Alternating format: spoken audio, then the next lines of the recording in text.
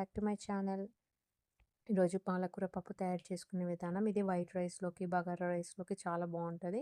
ఒకసారి ట్రై చేసి చూడండి. ఫస్ట్ కందిపప్పు వాష్ చేసుకోవాలి. తర్వాత మనకు కావాల్సిన తగినంత కారం వేసుకోవాలి, పచ్చిమిర్చి. తర్వాత నేను పాలకూర ఒక కట్ట తీసుకున్నా. ఆకు తక్కువ ఉండాలి, పప్పు ఎక్కువ ఉండాలి, అప్పుడే మంచిగా ఉంటుంది. తర్వాత కొంచెం పించ్ ఆఫ్ పసుపు వేసుకోవాలి. తర్వాత కొంచెం టామరిన్ వేసుకోవాలి. పాలకూరలో టమాటా వేయొద్దు, మంచిది కాదంట. అందుకే మనం చింతపండు వేసుకోవాలి. తర్వాత కర్రీ లీవ్స్ వేసుకోవాలి.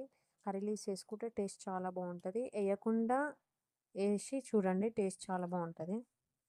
కర్రీ లీవ్సే దీంట్లో మెయిన్ అనమాట.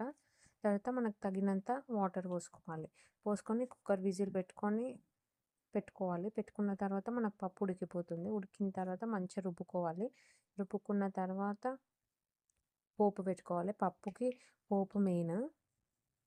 మంచిగా రుబ్బుకున్న తర్వాత ఆయిల్ వేసుకొని ఆవాలు, జీలకర్ర, ఇంగువ వేసుకోవాలి. ఇంగువ పోపులో వేసుకుంటే చాలా టేస్ట్ వస్తుంది. కొంచెం ఇంగువ వేసుకొని తర్వాత కర్రీ లీవ్స్ వేసుకోవాలి. ఎండుమిర్చి ఉంటే ఎండుమిర్చి, వెల్లుల్లి రెబ్బలు కూడా వేసుకోవచ్చు. వెల్లుల్లి రెబ్బలు వేసి ఇంకా టేస్ట్ ఉంటుంది. తర్వాత కర్రీ లీవ్స్ వేసుకొని పోపు కొంచెం అయిన తర్వాత మసులుతున్న పప్పులో వేసుకోవాలి. ఇక్కడ సాల్ట్ వేసుకోవాలి. సాల్ట్ క్లిప్ మర్చిపోయినా.